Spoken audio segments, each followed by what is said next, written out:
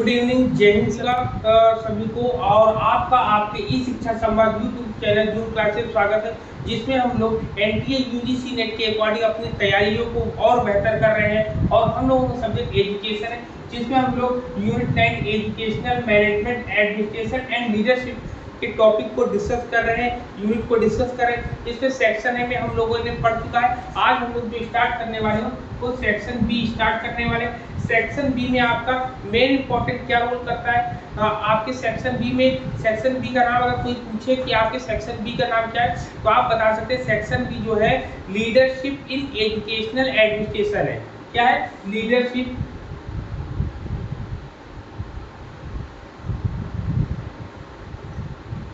Leadership ठीक है, leadership in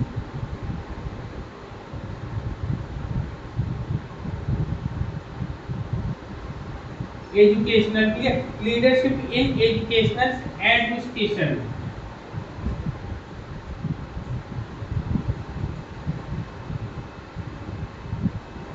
administration, इसको यदि हिंदी में पढ़ना होगा, हिंदी में हम लोग क्या कहेंगे?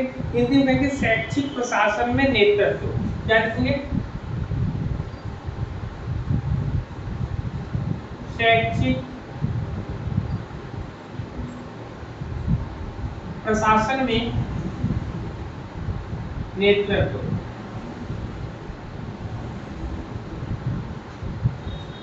नेतृत्व, ठीक है, शैक्षिक प्रशासन में नेतृत्व। तो इस टॉपिक को हम लोग डिस्कस करने वाले हैं, ठीक है ना। इस टॉपिक को हम डिस्कस करें। अब शैक्षिक प्रशासन क्या होता है ये हम लोगों ने डिस्कस कर लिया है पिछली क्लास में। पिछले जो इसका एक एक पूरे के पूरे पॉइंट्स को डिस्कस कर लिया। आज हम लोग बात करेंगे कि लीडरशिप, हमारा मेन फोकस किस पर रहेगा? लीडरशिप पर। कि लीडरशिप क्या होता है इसके बारे में हम लोग डिस्कस करने वाले हैं। तो लीडरशिप को हम लोग नेतृत्व बोलते हैं। नेतृत्व का मतलब होता है जो किसी की देखरेख करता है। नेतृत्व को अगर सही शब्दकोश में अगर दिया जाए कि किसी दिए गए लक्ष्य को प्राप्त करने के लिए संगठित लोगों की गतिविधियों को निर्देशित करने का जो कार्य करता है उसको लीडर कहते हैं। लीडरशिप कहते हैं कि the terms leadership has been defined in the dictionary as the act of directing the activities of those organized to achieve a given goal। मतलब दिए गए लक्ष्य को प्राप्त करने के लिए जो हमें निर्देशित करता है उसे ही हम लीडरशिप बोलते हैं, ठीक है, जो हमें उस लक्ष्य की ओर पहुंचाने के प्रति काम कर। यहाँ पर एडमिनिस्ट्रेशन के वो लीडरशिप की लोग बात करते हैं। लीडरशिप क्या होता है? लीडरशिप होता है लोगों को प्रभावित करना, लोगों को प्रभावित करना ताकि वे समूह के लक्ष्यों की प्राप्ति के लिए स्वेच्छा से प्रयास करें। मतलब इन्फ्लुएंसिंग, मतलब इसके एक एक पॉइंट लिखेंगे। मतलब कि नेतृत्व लीडरशिप क्या होता है, लीडरशिप के बारे में हम लोग डिस्कस करते हैं। कहते हैं गिवन गोल, मतलब दिए गए लक्ष्य को पूरा करने में जो निर्देश देता है। मतलब कि दिए गए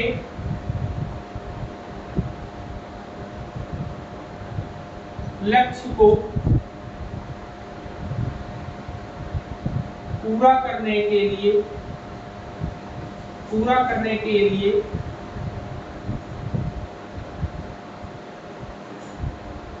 संगठित लोगों को जो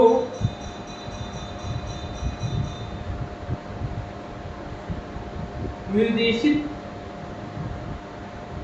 करें, ठीक, मतलब दिए गए लक्ष्य को, ठीक, दिए गए लक्ष्य को पूरा करने के लिए संगठित लोगों को जो निर्देशित, मान लो तो आपके जैसे मान लो आपको प्रोजेक्ट दिया गया स्कूल में। अब उस प्रोजेक्ट में 5 लोगों का एक ग्रुप बना, उसमें से एक को लीडरशिप दी गई कि आप सभी के कामों को वॉच करेंगे और कोई भी बच्चा जो है उस वर्क को गलत नहीं करेगा। मतलब दिया गया जो गोल है उससे संबंधित एक लोग उसको ऑब्जर्व करेंगे, बाकी 4 लोग उस काम को करेंगे। तो जो उसके गोल तक पहुंचाने का कार्य करता है, जो लीडरशिप करता है, वो क्या करता है, वो चीजों को आपके जहां कहीं भी आपकी कमी होती है, जहाँ कहीं भी आपके गोल को पाने में थोड़ी कमी रहती, उन सभी गोल को पूरा करने में ये हेल्प करता है। कहते हैं इन्फ्लुएंसिंग पीपल सो दैट, कहता है कि influencing people so that they will strive willingly towards the achievement of group goal, ठीक है ना। इसमें कहता है कि एक नेता के रूप में इसको लीडरशिप को हम लोग एक नेता, एक लीडर बोल सकते हैं ना, कि एक नेता के रूप में आप कभी भी पर्याप्त किसी भी चीज को पाने के लिए सब लोगों को क्या करेंगे, मोटिवेट करेंगे। मतलब नेता बनना एक बहुत ही विनम्र अनुभव हो सकता है। मतलब being a leader can be a very humbling experience, ये एक अनुभव आप कर सकते हैं कि कैसे इसकी बारे में हम लोग प्रभावित हो सकते हैं। क्या होता है इसमें काफी चीजें आपको समझ में आ रही होंगी।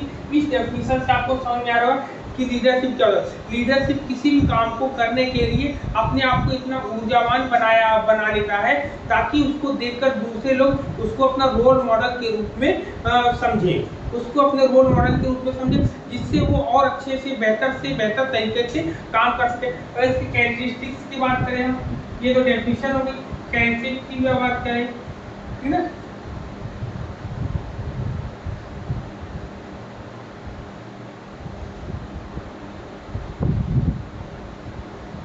कैरेक्टरिस्टिक्स की बात करें हम तो कैरेक्टरिस्टिक्स ऑफ लीडरशिप, इसके लक्षण की बात करते हैं हम लोग। इसके लक्षण कैसे हमें पता चलेंगे कौन लीडरशिप के, मतलब बचपन से ही पता चल जाता है ना कि किसी भी बालक में, किसी बच्चे में लीडरशिप की कितनी भूमिका हो सकती है, उसके अंदर कितने गुण हो सकते हैं। कहते हैं कि यह एक अंतर व्यक्तिगत प्रक्रिया है जिसमें एक प्रबंधक श्रमिकों को प्रभावित और मार्गदर्शन करता है तथा लक्ष्यों की दिशा प्राप्ति में सहायता करता है। कहता है कि it is a interpersonal process. क्या है ये? इंटरपर्सनल प्रोसेस लिख लीजिएगा, इंटरपर्सनल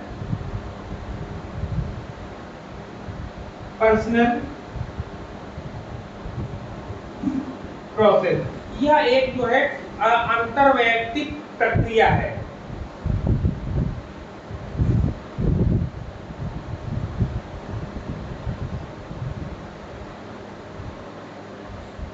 अंतर्वैयक्तिक प्रक्रिया का क्या मतलब होता है? अंतर्वैयक्तिक प्रक्रिया का मतलब क्या हुआ बताइए। अंतर्वैयक्तिक प्रक्रिया का मतलब जब बात करेंगे कि ये अंदर से चलने वाली प्रक्रिया है, इसको किसी को कोई इसको सिखाकर नहीं मिलता है, बल्कि ये इंटरनल क्वालिटीज के रूप में देखी जा सकती है इसको।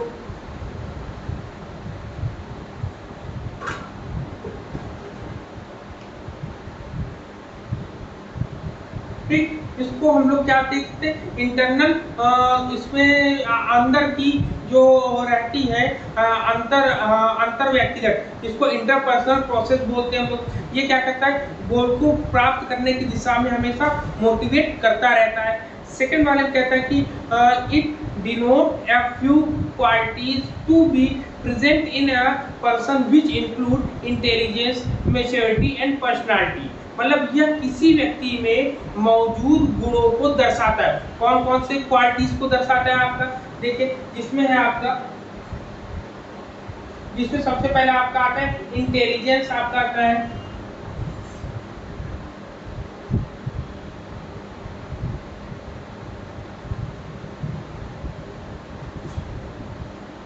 पहला इंटेलिजेंस आता है। इंटेलिजेंस के बाद फिर इसमें कौन क्या आता है, मैच्योरिटी आती है।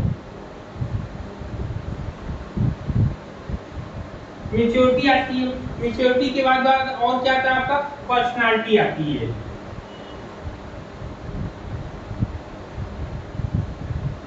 पर्सनालिटी आती है। इंटेलिजेंस को लोग क्या बोलते हैं, बुद्धि बोलते हैं। मैच्योरिटी को लोग क्या बोलते हैं बताओ, परिपक्वता।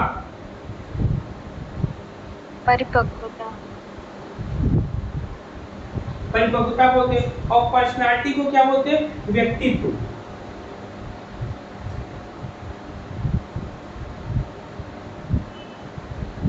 व्यक्तित्व होता है, मतलब कि ये गुण उसमें विद्यमान रहते हैं। क्लियर है पॉइंट यहाँ पर, बताइए। जी सर। कितने पॉइंट क्लियर है यहाँ पर? जी ओके। अब इसमें जब इतने पॉइंट क्लियर है तो तीसरी पॉइंट में कहता है कि इट इज ए ग्रुप और it is a group process, यह एक सामूहिक प्रक्रिया है। लिखेंगे यह एक this is it is a group process, लिखेंगे GROUP ग्रुप प्रोसेस। ठीक, सामूहिक प्रक्रिया है, सामूहिक सामूहिक प्रक्रिया के रूप में इसको दे सकते हैं। इसमें एक लीडर क्या होता है, इसके व्यवहार जो है काफी जो है सभी लोगों से मिलनसार होते हैं, मतलब परिस्थितियों के अनुसार ये अपने व्यक्तिगत व्यवहार में परिवर्तन ला सकता है, इसके अंदर होते हैं आपका। ठीक, तो ये इसकी क्वालिटीज हो गई, कैरेक्टरिस्टिक हो गए। अब हम लोग बात करेंगे इसके प्रिंसिपल्स की।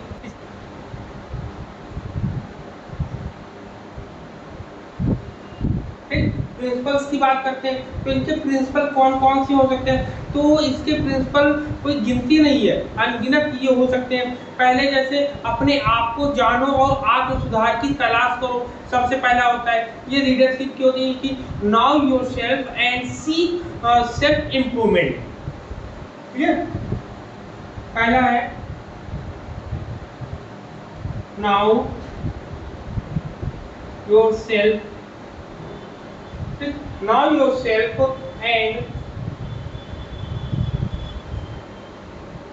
and seek self improvement।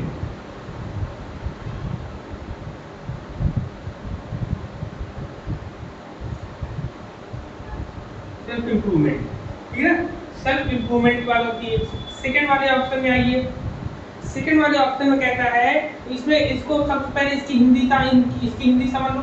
क्या कह रहा है इसमें, कह रहा है कि अपने आप को जानो। क्या कह रहा है,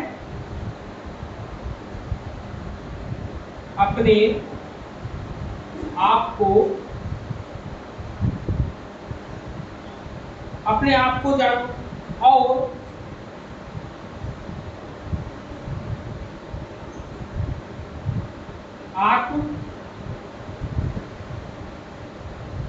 आत्म सुधार की तलाश करो।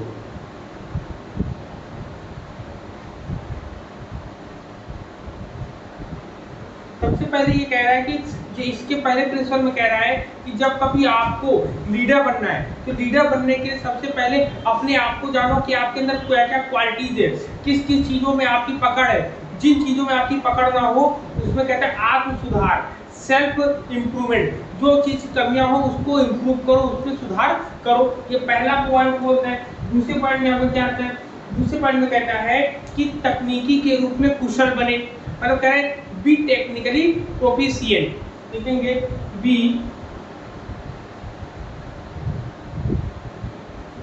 देखिए बी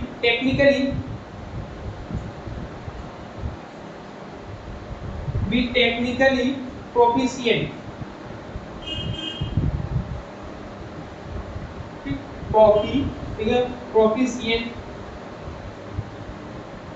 प्रोफिशिएंट का मतलब क्या होगा, इसमें कह रहा है कि तकनीक के रूप में कुशल बने, तकनीकी के रूप में, तकनीकी के रूप में कुशल बने। ठीक, कुशल बने ये हो गया। फिर तीसरे में कहता है seek responsibility and take responsibility for your action. कह रहा कि जिम्मेदारी की तलाश करें और अपने कार्यों की जिम्मेदारी लें। ये तो तमाम ऐसे बहुत सी चीजें हो जाती हैं कि डिसीजन मेकिंग का उसके अंदर होनी चाहिए, वर्कर्स को एक साथ जोड़कर रखना चाहिए, तमाम तरीके की है कि अपने कार्य की जिम्मेदारियों के साथ साथ दूसरों का भी विकास करें। तो ये इसके प्रिंसिपल के अंदर तमाम तरीके की आ जाएगी। ठीक है ना, क्लियर है? बताओ, पॉइंट्स क्लियर है यहाँ पर? जी शैलवी और नेहा? जी सर। हाँ, क्योंकि जी इसके सर प्रिंसिपल क्लियर। जो हैं जितने, कोई रिटर्न में 3 या 4 या 5 नहीं है ढेर सारे। जितने आप जितनी क्वालिटीज होती हैं सब क्वालिटीज को उन्होंने प्रिंसिपल के रूप में देखने के लिए कहा है। लेकिन इनके महत्व भी होते हैं। तो अब चलिए इसके बाद हम इसके आगे पॉइंट बात करते हैं। नेक्स्ट क्या क्या है आपके सिलेबस को देखते हैं, फिर इसके बाद बताते हैं क्या क्या है। इसमें हम लोगों ने मीनिंग, नेचर एंड अप्रोच, अब बात करेंगे अप्रोचेस टू लीडरशिप, ठीक है ना। अब हम बात करेंगे अप्रोचेस टू लीडरशिप के बारे में कि इनके अप्रोचेस कौन कौन से होते हैं। किसी को पता है इसके अप्रोचेस कितने हैं? लिखेंगे।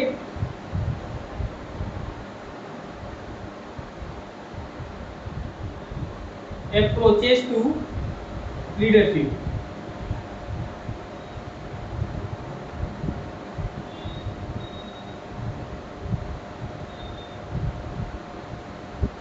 अप्रोचेस टू लीडरशिप, इसको हम बोलते हैं नेतृत्व के लिए दृष्टिकोण। क्या इसको इधर लिखे तब सही हो जाएगा। 2 मिनट।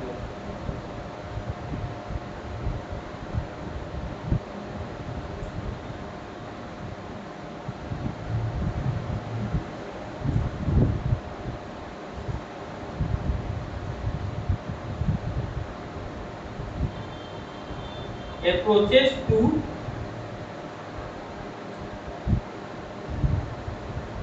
लीडरशिप, इसको क्या बोलते हैं? नेतृत्व के लिए दृष्टिकोण। नेतृत्व के लिए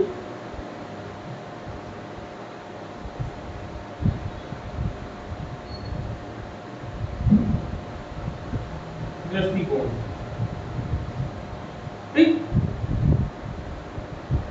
अब इसके कितने होते हैं आपके, अब आपको पता होना चाहिए इसके कितने, इन्होंने आपके जो सिलेबस में है उस सिलेबस के अकॉर्डिंग हम लोग देखेंगे। सबसे पहले क्या क्या है आपके सिलेबस में। सबसे पहले इसमें आपका नंबर 1 पर आता है ट्रेड। क्या आता है? ट्रेड आता है। ट्रेड को हम लोग क्या बोलते हैं हिंदी में? ट्रेड को हम लोग क्या बोलते हैं? नेतृत्व। बताओ ट्रेड को हम लोग क्या बोलेंगे? सबसे पहले इंग्लिश में लिख ले, ट्रेड है। ट्रेड के बाद दूसरे नंबर पे है आपका ट्रांसफॉर्मेशनल है आपका, लिखिए दूसरे नंबर पे।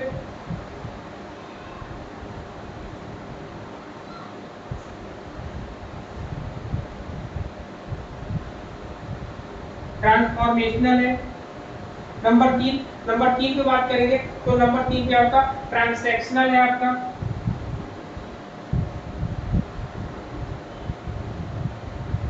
ठीक, ट्रांसैक्शनल।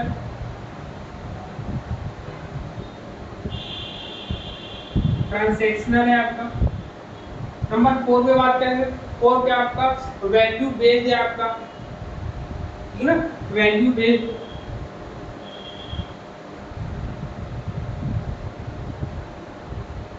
ठीक, वैल्यू बेस्ड है आपका। फिर आपका कल्चरल है आपका नंबर 5 पे, कल्चरल है आपका, ठीक है, कल्चरल है आपका। फिर इसके बाद साइकोडायनेमिक है आपका नंबर 6 पर।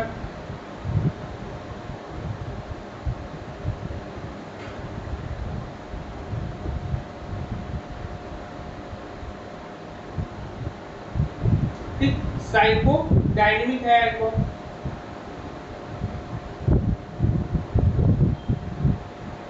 साइकोडायनेमिक है। नंबर 7 पे हम लोग बात करेंगे तो 7 पे आपका क्या आ जाएगा? आपका करिश्मेटिक आपका आएगा लास्ट में।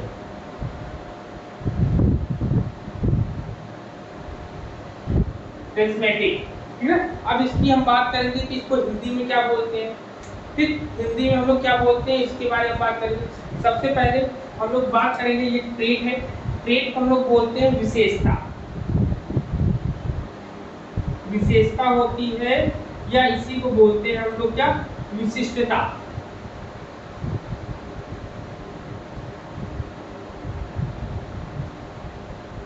इसी को विशिष्टता बोलते हैं। फिर आपका ट्रांसफॉर्मेशनल आता है जिसको बोलते हैं परिवर्तनकारी।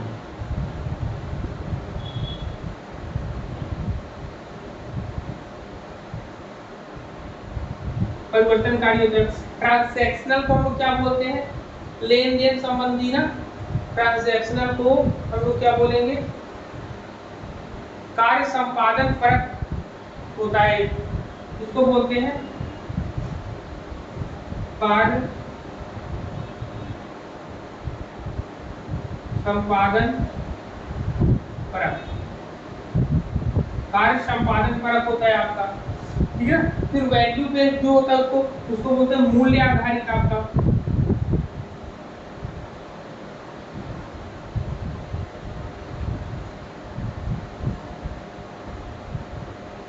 मूल्य आधारित होता है। कल्चरल को हम लोग क्या बोलते हैं आपका, सांस्कृतिक होता है जो आपका,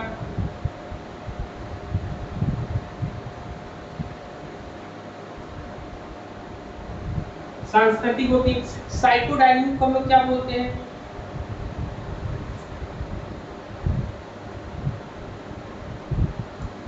साइकोडायनामिक को हम लोग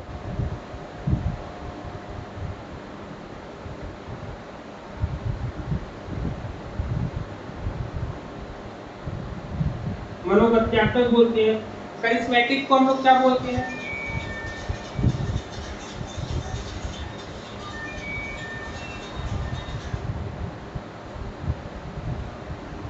ठीक। करिश्मेटिक को हम लोग क्या बोलते हैं, हम लोग करिश्मेटिक को करिश्माई बोलते हैं, करिश्माई।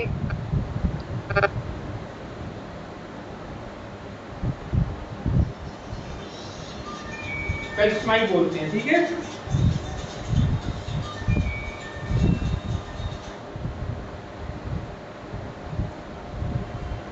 करिश्माई हो जाता है आपका,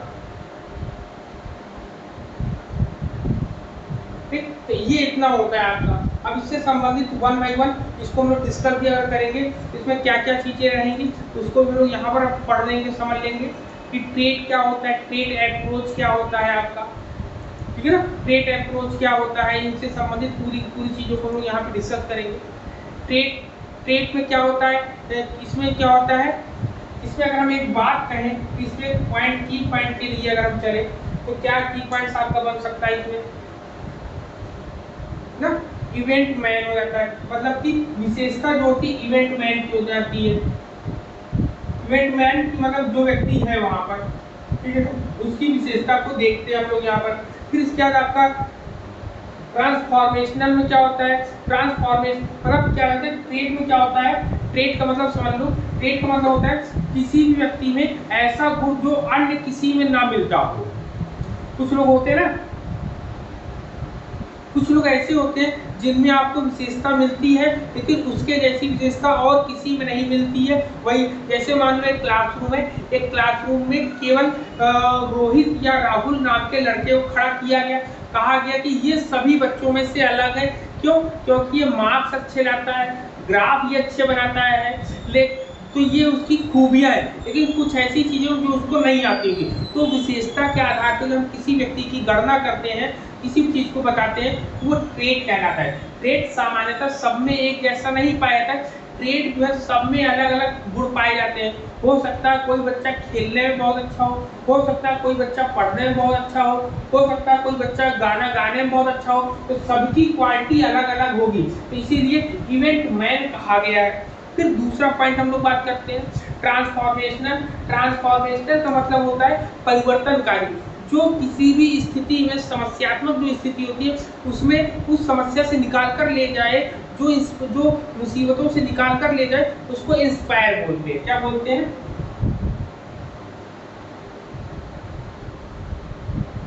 जो इंस्पायर करता है, ठीक है, जो हम लोग को इंस्पायर करता है, बढ़ाता है, वो आपका होता है इसमें, ठीक है ना। फिर क्या आता है ट्रांजैक्शनल में क्या होता है, ट्रांजैक्शनल में क्या होता है, कार्य संपादन परक होता है। कार्य संपादन परक का मतलब होता है जो व्यक्ति जैसा काम करेगा उसको वैसा ही चीज मिले। जैसे इसमें मिलता है क्या, इसमें रिवॉर्ड मिलता है, रिवॉर्ड में पुरस्कार मिलता है, या कोई रिवॉर्ड मिलेगा या फिर आपको पनिशमेंट मिलेगा,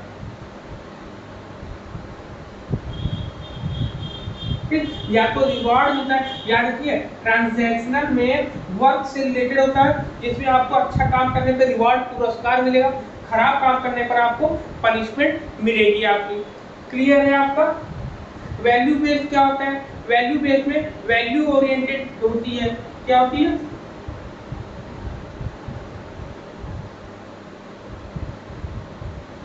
वैल्यू ओरिएंटेड ये होता है आपका। फिर इसका कल्चरल क्या होता है? कल्चरल में रूल्स होते हैं और कल्चर होता है आपका, रूल्स एंड कल्चर होता है आपका। फिर आपका आता है साइकोडायनेमिक में क्या होता है? साइकोडायनेमिक में आपने डिफेंस मैकेनिज्म का यूज करते हैं हम लोग। क्या करते हैं? डिफेंस मैकेनिज्म का, डिफेंस, ठीक है।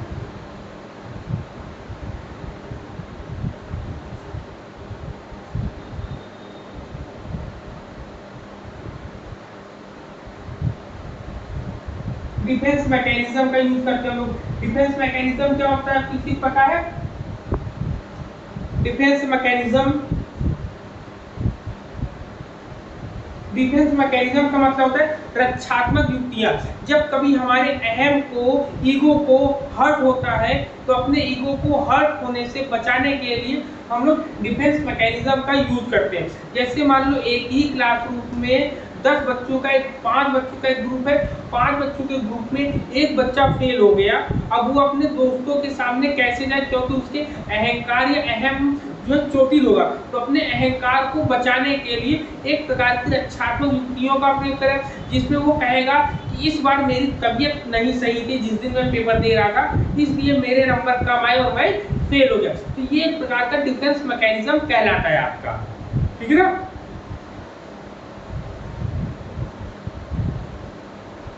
क्लियर है? फिर इसके बाद आता है करिश्मेटिक पे क्या होता है? करिश्मेटिक को बोलते हैं पर्सनालिटी चार्म्स बोलते हैं।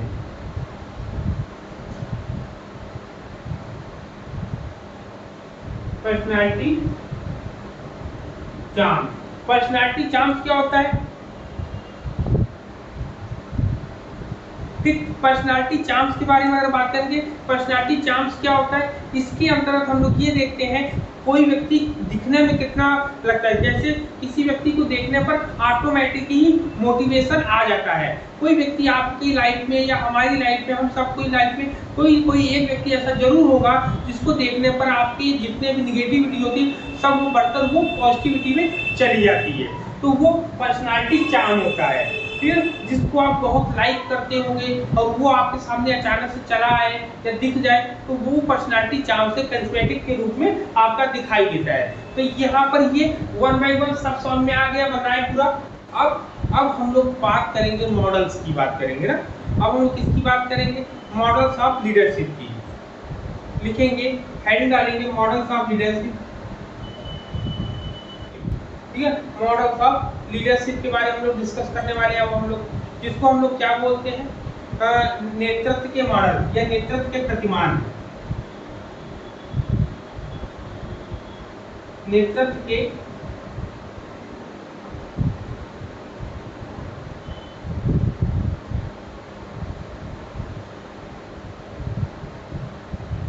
सबसे पहले आ मतलब होता है किसी के जैसा, मान मिस होता है उसकी एलिजिबिलिटी या उसकी जो गुणवत्ता है वो सब गुणवत्ता उसके अंतर्गत लाना।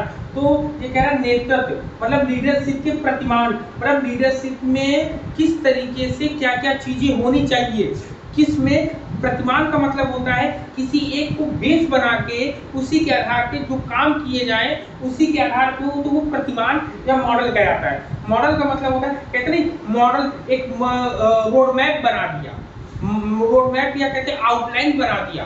रोड मैप बनाना या आउटलाइन बनाना, ये यही आपका मॉडल का काम करता है। तो मॉडल एक तरीके से किसी भी काम को करने का एक तरीका होता है जो हमें सही तरीका बताने का प्रयास करता है। ठीक, इसमें सबसे पहले हम लोग देखेंगे कौन कौन से मॉडल हम लोग के एग्जाम के पॉइंट ऑफ व्यू से आते हैं, ठीक है। इसको नोट करेंगे, हमारे साथ नोट करिएगा। सबसे ब्लैक एंड माउंटेन्स का मैनेजरियल ग्रिड है आपका, black and mountains managerial grid है आपका। पहला लिखिए ब्लैक एंड माउंटेन्स का, ब्लैक एंड माउंटेन्स लिखिए number 1।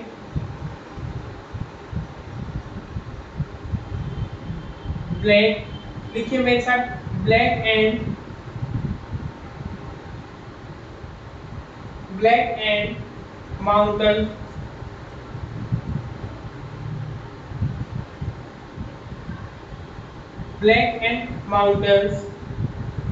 Managerial grid.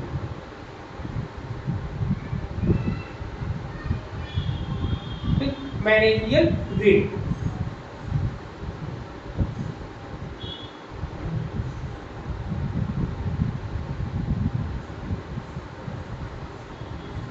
Managerial grid होता है आपका।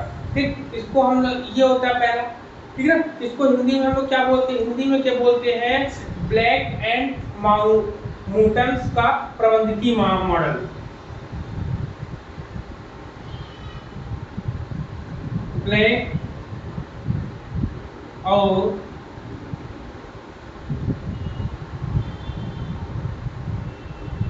माउंटेन्स का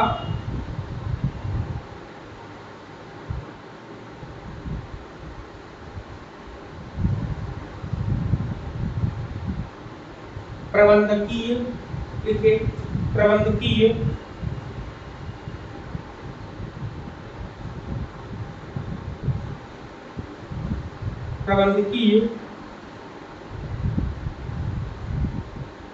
ग्रिड।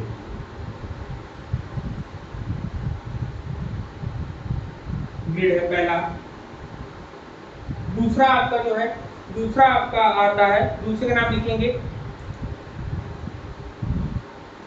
दूसरे का लिखेंगे आपका फैडलर्स कंटीजेंसी मॉडल। लिखेंगे साथ में, एग्जाम में पूछा जाता है कि ब्लैक एंड माउंटेन्स ने कौन सा दिया आपका, तो मैनेजरियल ग्रिड दिया है। ब्लैक एंड माउंटेन्स का मैनेजरियल ग्रिड है आपका। दूसरा फैडलर का, फैडलर लिखिए, फैडलर्स का कौन सा है, फैडलर्स का है कंटीजेंसी मॉडल।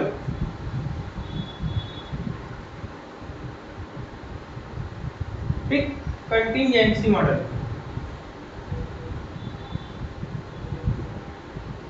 मॉडल है क्या, कंटीजेंसी मॉडल है, हाँ मॉडल है, कंटीजेंसी मॉडल, ठीक है ना। इसको क्या बोलेंगे, इसको बोलेंगे फिडलर का कंटीजेंसी मॉडल, इसी को हिंदी बोलते हैं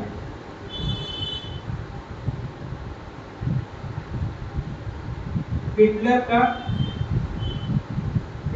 फिडलर का contingency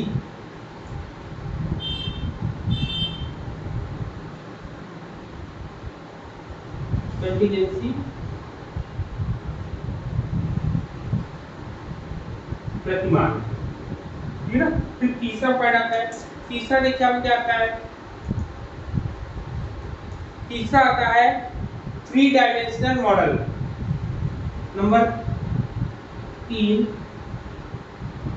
try dimensional model.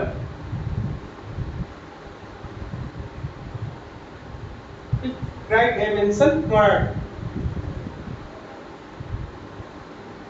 Try dimensional model लिखेंगे। ठीक, ट्राई डायमेंशनल मॉडल है आपका, इसको बोलते हैं त्रि-आयामी मॉडल।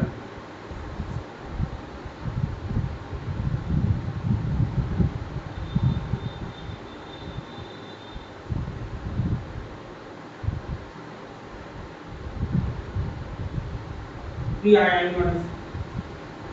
फिर चौथा लिखेंगे, चौथा आपका आएगा हर्शे एंड ब्लैंचर्ड।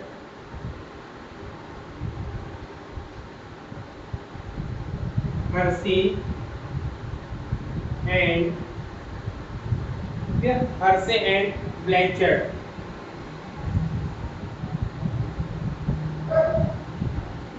ब्लैंचर्ड्स, ठीक है, ब्लैंचर्ड्स का, हर्शे एंड ब्लैंचर्ड्स मॉडल है आपका, मॉडल है आपका।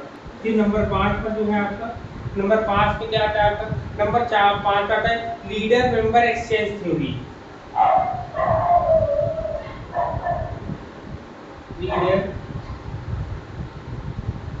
मेंबर, ठीक है, लीडर मेंबर एक्सचेंज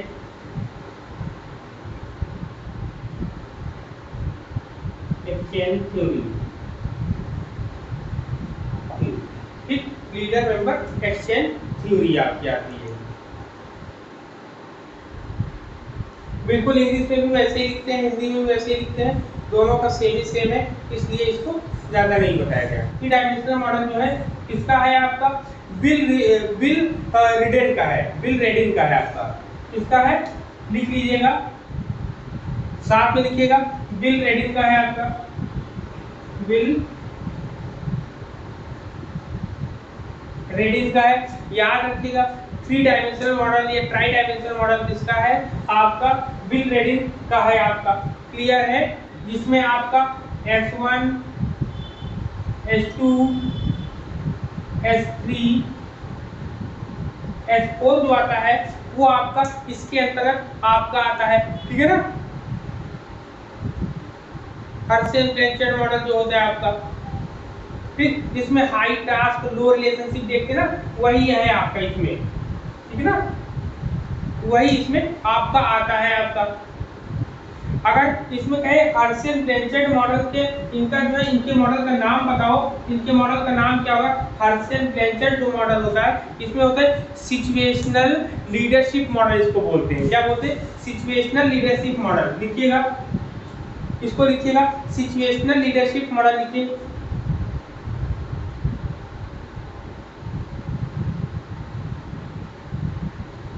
सिचुएशनल